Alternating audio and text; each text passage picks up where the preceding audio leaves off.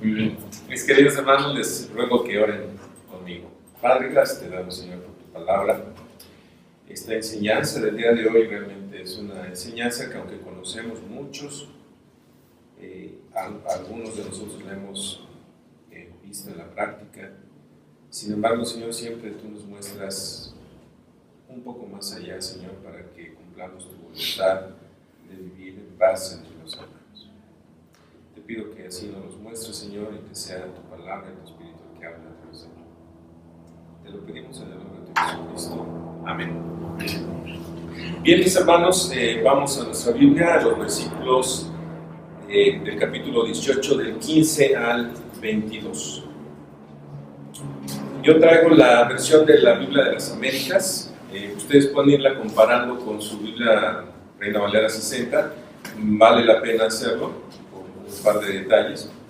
Y comenzamos. Mateo 18:15 dice lo siguiente: y si tu hermano peca, ve y repréndelo a solas. Si te escucha, has ganado a tu hermano. Pero si no te escucha, lleva contigo a uno o dos más, para que toda palabra sea confirmada por boca de 2 o 3 testigos. Y si rehúsa escucharlos, dilo a la iglesia. Y si también rehúsa escuchar a la iglesia, sea para ti como el gentil y el recaudador de impuestos. En verdad os digo, todo lo que atéis en la tierra será atado en el cielo, y todo lo que desatéis en la tierra será desatado en el cielo. Además os digo que si 2 de vosotros se ponen de acuerdo sobre cualquier cosa que pidan aquí en la tierra, les será hecho por mi Padre que está en los cielos. Porque donde están 2 o 3 reunidos en mi nombre, allí estoy yo en medio de ellos. Entonces se le acercó Pedro y le dijo: Señor, ¿cuántas veces pecará mi hermano contra mí que yo haya de perdonarlo? ¿Hasta 7 veces? Jesús le dijo: no te digo hasta 7 veces, sino hasta 70 veces 7. Nosotros vemos a través de estos versículos que Jesús enseñó a sus discípulos a cómo tratar el pecado entre hermanos. Esa es la enseñanza que Jesús está dándole a sus discípulos. ¿Qué enseñanza nos puede dar a nosotros? 2 maneras en que el genuino creyente trata con el pecado en la iglesia. 2 maneras en que el genuino creyente trata con el pecado en la iglesia. Son 2 puntos básicos. El primero, el genuino creyente confronta el pecado del hermano. Y el segundo punto, el genuino creyente perdona siempre. Probablemente el Señor todavía hacía referencia a la contienda reciente en cuanto a quién sería el más grande. Recordamos que esa era una contienda que había entre los hermanos. ¿Quién sería el más grande en el reino de los cielos? Después de la reprensión tan suave que les dio el Señor, mostrándoles la humildad de un niño, y sin embargo tan digna y divina, bajo la cual ellos estarían sintiendo vergüenza, estarían diciendo uno al otro: no fui yo quien empecé, a lo mejor fuiste tú. En fin, el Señor les dijo: cosas semejantes sucederán entre vosotros, pero los enseñaré a cómo proceder. Y este es un punto importante, hermanos, porque cuando el genuino creyente, que es el primer punto, confronta el pecado del hermano, la palabra, el Señor Jesús, nos muestra claramente cómo debe de ser. Y esa es una enseñanza maravillosa, hermanos, porque a lo que nos llama Dios es a que haya paz entre nosotros, sobre todo entre nosotros como hermanos. Lo veremos en otras referencias bíblicas, pero finalmente lo que dice el primer versículo es lo siguiente. Dice: y si tu hermano peca, ve y repréndelo a solas. Si te escucha, has ganado a tu hermano. En la Reina Valera dice: por tanto, si tu hermano peca contra ti, ve y repréndele estando tú y él solos.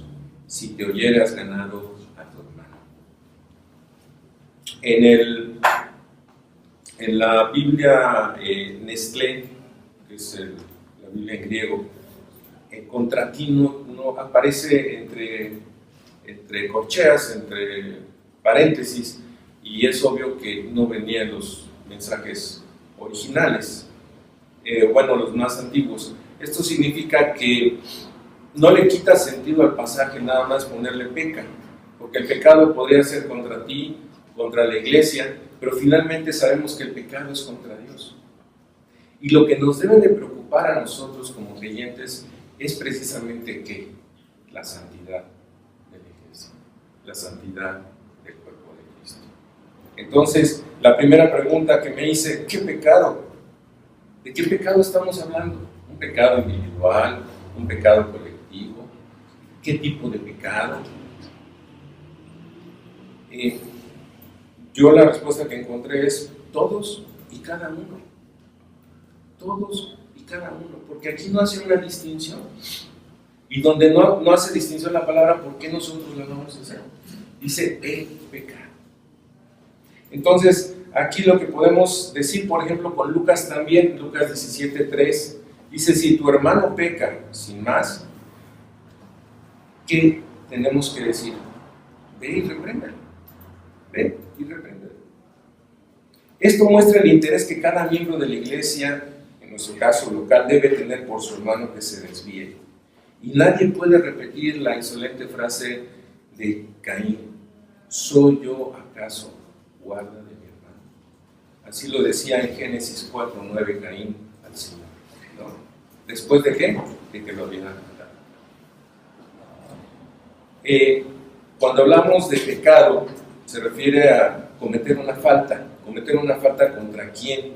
En este sentido es una realidad, así lo plantea el verbo en griego, es un aoristo activo, y lo plantea como una realidad. Ya pecó, el hermano ya hizo una falta, ya pecó contra ti, ya pecó contra otro hermano, ya pecó contra Dios. Entonces, hay una orden inmediata. Ve, deja el lugar donde estás, deja de hacer lo que estás haciendo y ve y repréndelo. Ve y repréndelo.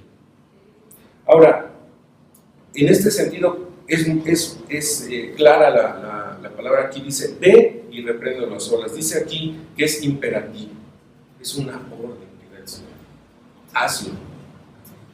Y dice, repréndelo a solas.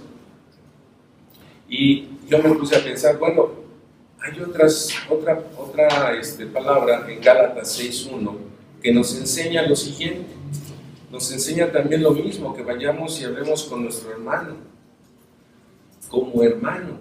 Dice en Gálatas 6:1, hermanos, aun si alguno es sorprendido en alguna falta, vosotros que sois espirituales, restauradlo en un espíritu de mansedumbre, mirándote a ti mismo, no sea que tú también seas tentado. Este es un sentido de advertencia, hermanos, porque es muy fácil juzgar a otros, ¿no? Es que el hermano está pecando. Sí, indudablemente a veces el pecado es muy evidente, pero lo que nos enseña también la Escritura es que primero nos veamos a nosotros y que vayamos con un espíritu de mansedumbre. Y sobre todo en el contexto de esta Escritura, hermanos, lo que vemos es que debemos de buscar ¿qué? La restauración, el volver a la oveja, ¿qué? Al redil, el que el hermano vuelva a la comunión, el que sea restaurado en su relación con Dios y en su relación con los hermanos. Este es un punto importante. La falta de amor, humildad y mansedumbre en los que han de corregir y la falta de humildad en los que habrán de ser corregidos son la causa de que este ministerio no esté presente en nuestras iglesias, en la mayoría de nuestras iglesias. Y obviamente esto causa un perjuicio al cuerpo de Cristo. Entonces, por eso esta enseñanza es muy importante, y por eso es importante mencionar que dice, ve, no lo dejes de hacer. Hoy en la mañana fui confrontado también con esto, supe del caso de un amigo que tuvo un problema laboral con otro amigo, y los dos eran hermanos. Y uno de ellos dijo, no, pues yo ya dejo el trabajo, ya me voy, aquí están las llaves, sin entregar, El otro le dijo, oye, espérate tantito, hablemos, pongámonos de acuerdo. Él dijo, no, yo no quiero más problemas y ya me voy. Después de un mes regresó a entregar pues el puesto, ¿no? Obviamente con el consiguiente perjuicio para el hermano, pero los hermanos a veces nos quedamos así, nos quedamos perplejos, ¿no? Ante la falta de nuestros hermanos. Y es una actitud que no debemos de tener, porque el Señor está diciendo, ven, ven. Esta palabra de repréndelo significa mostrarle a alguien su pecado y llamarlo al arrepentimiento. Mostrarle a alguien su pecado y llamarlo al arrepentimiento. Este punto es importante. ¿Cómo vamos a mostrarle el pecado al hermano? Obviamente con la Escritura, ¿no? Podemos utilizar, por ejemplo, en el caso de Efesios, que es una escritura que me gusta mucho, el capítulo 4, dice aquí, airaos, pero no pequéis, no se ponga el sol sobre vuestro enojo. ¿No? Si el hermano está enojado conmigo, espérate, no me guardes rencor, vamos a ponernos en paz. Y dice el otro, no salga de vuestra boca ninguna palabra mala, sino solo la que sea buena para edificación. Si le sale una mala palabra al hermano contra ti, o contra alguien, tú dices, oye, ¿qué te parece, hermano? ¿No? Y finalmente la enseñanza es ser más bien amables unos con otros, misericordiosos, perdonándonos unos a otros, así como también nos perdonó Dios en Cristo. Esa es la reprensión, es una reprensión amorosa, benigna, ser benignos unos con otros. No podemos llegar y soltarle también una mala palabra o una forma alta. Tenemos que ser benignos y misericordiosos. Esta reprensión no solamente la debe hacer el creyente, la hace el Espíritu Santo. Leemos en Juan 16:8, y cuando Él venga convencerá al mundo de pecado, de justicia y de juicio. Lo hace Cristo también, tanto ahora como en el futuro. Yo reprendo, dice Apocalipsis 3:19, y disciplino a todos los que amo. Sé pues celoso y arrepiéntete. Lo dice también 2 de Pedro, pero fue reprendido por su transgresión, pues una muda bestia de carga, hablando con voz humana, reprimió la locura del profeta. Dios utilizó a un burro, a un asno, para reprender a un profeta. Entonces, es algo que Dios quiere, que el pecado no esté presente en medio de quién, de sus ovejas, en medio de sus hijos. Ahora, veamos el procedimiento, porque dentro de todo esto hay una enseñanza. Sí, tienes que ir, pero no así de sopetón. Ve y hazlo a solas. A solas. La palabra en griego es monos, ¿no? Uno, de uno en uno, uno frente al otro. Entonces, entre tú y él, entre tú y él. Esto es muy importante porque de alguna manera resguarda ¿qué? La dignidad. Si ya la dignidad de otro o la tuya fue quebrantada, pues tú no tienes por qué hacer lo mismo. Hazlo de uno en uno. Si él te escucha, en este sentido, el verbo cuando dice aquí, si te escucha, es decir, si pone atención, si presta atención, si abre su oído para la reprensión que tú estás haciendo, entonces la consecuencia va a ser que ganes.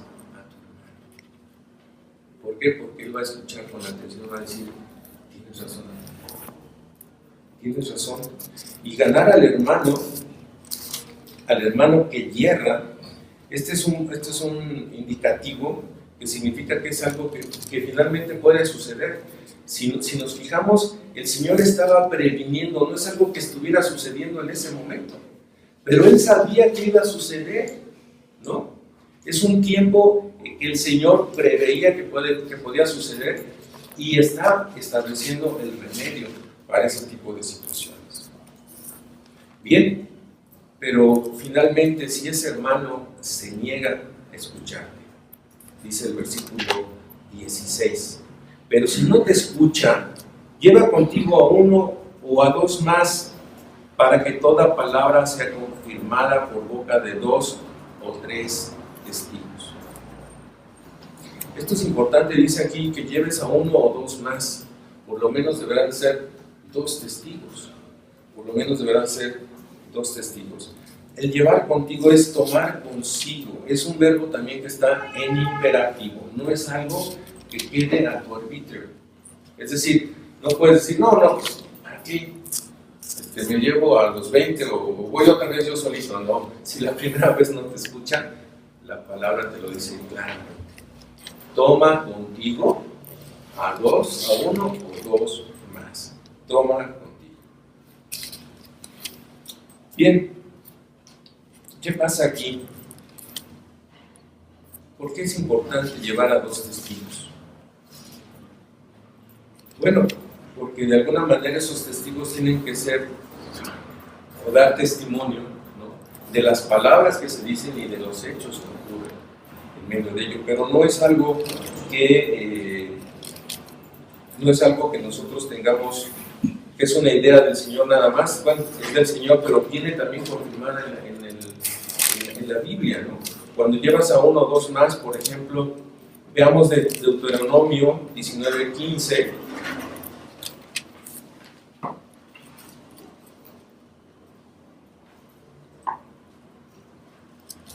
Dice, no se levantará un solo testigo contra un hombre por cualquier iniquidad o por cualquier pecado que haya cometido. El caso será confirmado por el testimonio de 2 o 3 testigos. Parece que estamos en un proceso judicial o prejudicial. Estamos preparando un juicio, ¿sí? Entre los abogados así es, ¿no? Preparamos el juicio de tal manera que tengamos las pruebas que le permitan al juez tomar una decisión. En este caso, las palabras que se dicen ahí tienen que ser confirmadas por 2 o 3 testigos. ¿Qué declaran los testigos? Evidentemente declaran que el hermano ofendido actúa de buena fe. Eso es un punto importante. Y en espíritu correcto para obrar una reconciliación. Fíjense, la palabra es básica aquí, reconciliar a los hermanos. También serán testigos de cualquier acuerdo. Y puede suceder, hermano, que tú al confrontar a tu hermano o reprenderle de un pecado, él te pueda decir, hermano, tú también me ofendiste. No estamos libres de eso. Por eso es importante que estén 2 o 3 testigos y que esas palabras también queden confirmadas por ellos. Ahora, ¿cuáles son las consecuencias? Aquí dice en el versículo 17, si rehúsa escucharlos, ¿a quiénes? A ti y a los testigos que te acompañan. Dilo a la iglesia, otro imperativo. Dilo, decir. Esta palabra también viene en imperativo y te ordena que vayas a la iglesia. Y este punto es importante, la iglesia, eclesia, que es la palabra en griego. ¿Qué significa eclesia? La única parte donde el Señor Jesús había mencionado esta palabra fue precisamente cuando le dijo a Pedro, sobre esta roca edificaré mi iglesia. Y esta palabra no la inventaron los judíos. Ya se escuchaba esta palabra en la cultura griega, que significaba una asamblea de ciudadanos.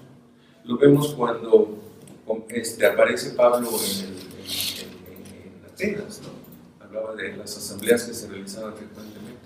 Son iglesias, ¿no? Asambleas. En la Septuaginta se usa con el significado de asamblea, congregación o comunidad de la nación de Israel. Se traduce congregación en Hechos 7:38, al igual que en Hebreos 2:12. Jesús, como les dije, en Mateo 16:18 dice, sobre esta roca edificaré mi iglesia. Y dice aquí el futuro indicativo en el que dice edificaré mi iglesia, sugiere una realidad que estaba por venir.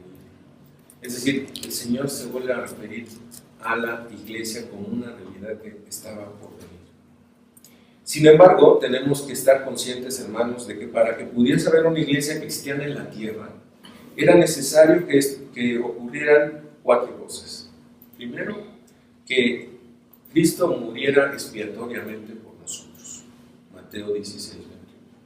Que el Señor resucitase de los muertos. Mateo 17:22-23 y 1 Corintios 15, del 1 al 4. Que Cristo ascendiese al cielo y fuese glorificado. Y por último, que el Espíritu Santo viniera para realizar su ministerio bautizador. Esos 4 acontecimientos todavía no ocurrieron para que la iglesia estuviera establecida. Sin embargo, el Señor, así como preveía que pudiera haber ofensas entre los hijos de Dios, también preveía que esto se iba a llevar a cabo dentro de una asamblea cristiana o iglesia. Este es esta manera de hablar que estamos viendo aquí, se define como un hablar, perdón, voy a utilizar una palabra a lo mejor no muy conocida, propedéutico, y se refiere a un acontecimiento futuro que se considera tan cierto como si fuera una realidad presente. Por ejemplo, lo encontramos en Apocalipsis 11:15, cuando Juan dice: los reinos del mundo han venido a ser de nuestro Señor y de su Cristo, y Él reinará por los siglos de los siglos. Bien, ¿qué puede pasar si no te escucha? Si rehúsa escuchar, dilo a la iglesia, si también rehúsa escuchar a la iglesia, sea para ti como el gentil y el publicano. El gentil viene de la palabra étnicos, es un grupo étnico o nación no aliada ni que confiaba en el Dios de Israel. El recaudador de impuestos sabemos que era la figura más despreciada por los judíos. Y esto significaba, hermanos, que había una excomunión, había una exclusión de la asamblea. Significaba que dejaba de tener comunión con los hermanos. Esa común unión en el amor de Cristo. Y ese es el punto más importante, y ese es el temor que debe tener o debemos de tener todos los creyentes cuando estamos sujetos a una disciplina como esta. Es un proceso de disciplina. Entonces, ¿cuál debe ser nuestro temor? El dejar la comunión con nuestros hermanos. Obvio, al dejar la comunión con nuestros hermanos es porque no tenemos comunión con el Señor. Hemos pecado, nos hemos separado de Él a través de nuestro pecado. Y la otra consecuencia dice aquí que su pecado, en verdad os digo, todo lo que atéis en la tierra será atado en el cielo, y todo lo que desatéis en la tierra será desatado en el cielo. Este punto es importante porque atar se refiere a cosas que no son permitidas, y desatar es a cosas permitidas. Los tiempos verbales dan a entender que lo que es desatado en la tierra ya ha sido determinado en el cielo, y en otras palabras, es una promesa de dirección divina para cada iglesia local. Es también una autoridad delegada por Dios para la iglesia local. Cuando una asamblea en oración y obediencia a la palabra liga una acción disciplinaria sobre una persona, esta acción queda admitida en el cielo. Cuando la persona disciplinada se ha arrepentido y ha confesado su pecado, y la asamblea la restaura a la comunión, queda también ratificada por Dios. Dice Juan 20:23: a quienes perdonéis los pecados, estos les son perdonados. A quienes retengáis los pecados, estos les son retenidos. Esta petición también será acordada. Vemos en el versículo 19: además os digo que si 2 de vosotros se ponen de acuerdo sobre cualquier cosa que pidan aquí en la tierra, lo será hecho por mi Padre que está en los cielos. Obviamente esta petición se refiere al contexto del proceso de disciplina, donde vamos a orar por el hermano para que el hermano sea restaurado en la comunión con los hermanos. Y yendo un poquito más rápido, dice: porque donde están 2 o 3 reunidos en mi nombre, allí estoy yo en medio de ellos. Sabemos el mal uso que le damos a este versículo, ¿no? Porque pensamos que porque estamos 2 o 3 ahí reunidos, ya el Señor está ahí. No, la promesa del Señor es precisamente en este proceso de disciplina. Cuando la iglesia se ha reunido a establecer este proceso de disciplina, oran y todas estas consecuencias quedan perfectamente definidas. Bien, finalmente, una aplicación. Pedro es muy aplicativo, dice: bueno, a ver, Señor, si alguien peca contra mí, ¿qué va a pasar? Se le acerca a Pedro y le dice: Señor, ¿cuántas veces pecará mi hermano contra mí que yo haya de perdonarlo? ¿Hasta 7 veces? Pedro es muy astuto, porque cuando dice 7 veces, dice: no, pues es que soy súper generoso, ¿no? La enseñanza rabínica en esos tiempos es que era necesario solamente 3 veces. Así lo confirma Amós en el capítulo 1 de los versículos 3, 6 y 9. Esa era la enseñanza. Solo era necesario perdonar 3 veces. Y aquí Pedro lo dice inmediatamente, después de que el Señor acaba de hablar, él dice, entonces, oigan de cuenta que Pedro se lanza, oye, espérame, si a mí me ofenden, ¿qué voy a hacer? Le dijo el Señor Jesús, 70 veces 7. Y hermanos, no son más de 400 veces las que tenemos que perdonar. Porque podríamos caer en el caso de Lamec, en Génesis 4:24, que después de haber matado a un hombre que lo había herido, se vanaglorió delante de sus esposas diciendo, si 7 veces será vengado Caín, Lamec en verdad 70 veces 7 lo será. Esa es la referencia bíblica que podría tener conexión con esto. Pero lo importante es que la venganza no es para nosotros, sino es el perdón. No es la venganza ilimitada que ilustraba Lamec, sino el perdón ilimitado. Porque el Señor así nos ha perdonado nuestros pecados pasados, nuestros pecados presentes y nuestros pecados futuros. Estemos en la